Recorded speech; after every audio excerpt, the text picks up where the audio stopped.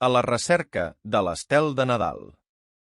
Amb un pressupost de 5 milions d'euros, una suma extraordinària per a la cinematografia noruega, A la recerca de l'estel de Nadal, dirigida per Niels Gaup, prometia convertir-se en un clàssic nadalenc d'aquesta cinematografia escandinava. Tot i que la pel·lícula és visualment bona i compta amb una entrega professional dels seus actors, el resultat final queda lluny de complir les expectatives, naufragant en un guió massa simple, un ritme lent i una orientació excessivament infantil.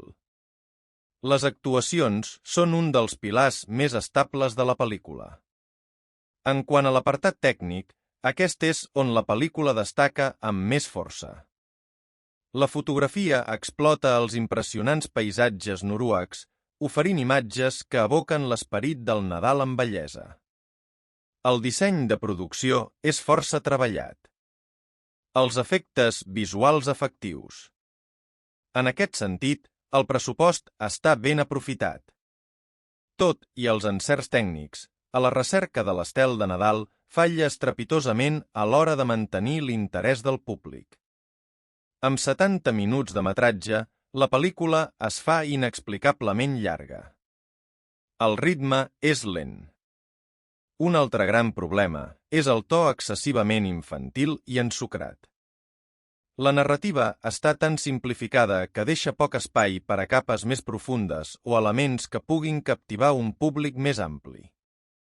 Tot i que és comprensible que una pel·lícula nadalenca s'adreci als infants, aquí es perd l'oportunitat de crear una obra amb un atractiu universal.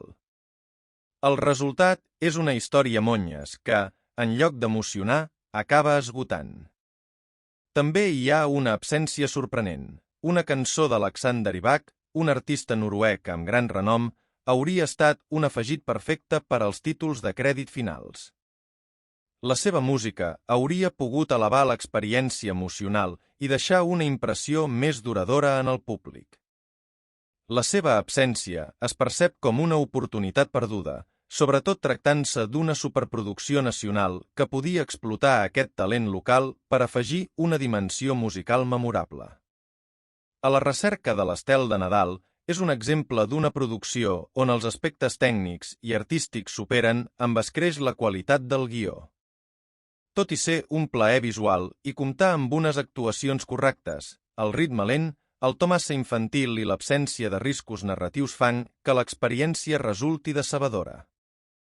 Amb més ambició en el guió i una estructura narrativa més ajustada, aquesta pel·lícula podria haver estat una proposta nadalenca digna de ser visionada.